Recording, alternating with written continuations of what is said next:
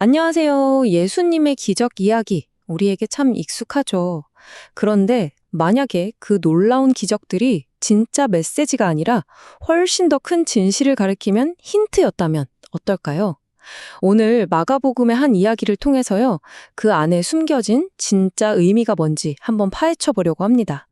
자, 모든 건 이 생각에서 출발해요. 정말 중요한 걸 이해하려면요. 그냥 겉으로 보이는 것만 봐서는 안 되고 그 안에 숨겨진 힌트를 발견해야 한다는 거죠. 상상이 되시나요? 당시 예수님은 그야말로 당대의 록스타, 슈퍼스타 같았다고 할 수 있죠. 병든 사람을 고치고 귀신을 쫓아내는 그 놀라운 능력에 사람들이 열광했고요. 가는 곳마다 정말 거대한 군중을 몰고 다녔습니다.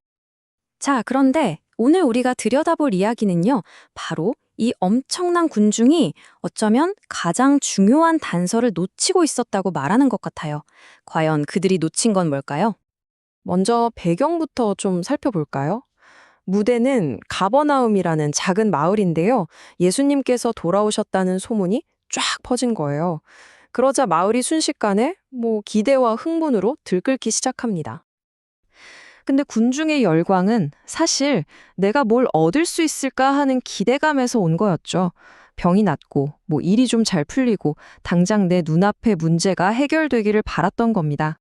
바로 여기서 우리는 근본적인 엇갈림을 보게 되는 겁니다.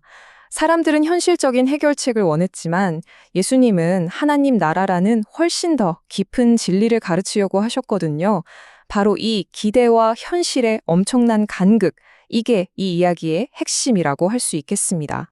이렇게 모두가 자기 소원을 빌려고 모인 이 혼란스러운 현장 한가운데로 와, 이건 정말 인간의 힘으로는 도저히 해결이 안 될 것 같은 문제를 가진 한 남자가 등장합니다. 이 남자는요, 중증 장애 때문에 혼자서는 정말 아무것도 할 수 없는 상태였어요. 다른 사람 도움이 없으면 꼼짝도 못하니까 말 그대로 인간의 무력함 그 자체를 보여주는 존재였던 거죠. 근데 진짜 대단한 건 그의 친구들이에요. 포기를 안 합니다. 오히려 정말 극단적이고 필사적인 믿음을 보여주는데요. 문이 막히니까 진짜 말 그대로 지붕을 뚫어서 친구를 예수님 바로 앞으로 내려보냅니다. 이 엄청난 광경에 군중들은 다들 숨을 죽이고 지켜봤겠죠. 와, 또 어떤 놀라운 기적이 일어날까 기대하면서요.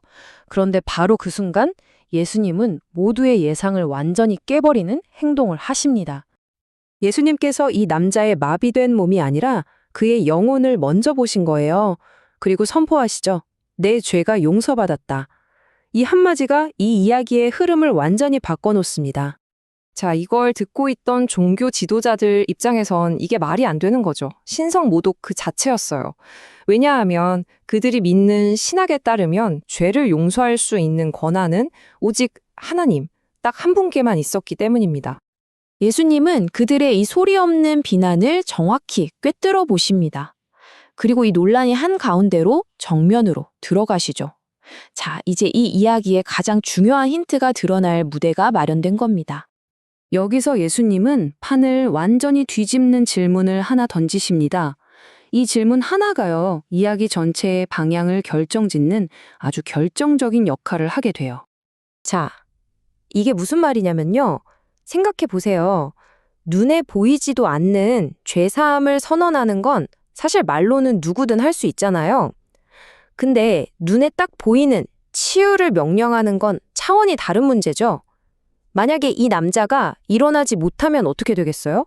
예수님의 권위는 그 자리에서 거짓임이 증명되는 셈이니까요. 그리고 예수님은 자신의 의도를 아주 명확하게 밝히십니다. 지금부터 내가 행할 이 눈에 보이는 기적은 딱 한 가지 목적 때문이라는 걸요. 바로 내가 눈에 보이지 않는 죄를 용서할 권세가 있다는 걸 너희에게 증명하기 위해서다. 그리고 마침내 중풍병자를 향해 말씀하십니다. 일어나, 네 자리를 들고 집으로 가라. 와! 그리고 남자는 정말로 자리에서 일어나 걷습니다. 눈에 보이는 이 기적이 눈에 보이지 않는 권위를 완벽하게 증명해내는 바로 그 순간입니다. 바로 이게 이 이야기의 최종 힌트였던 겁니다. 육체의 치유가 진짜 목표가 아니었던 거죠.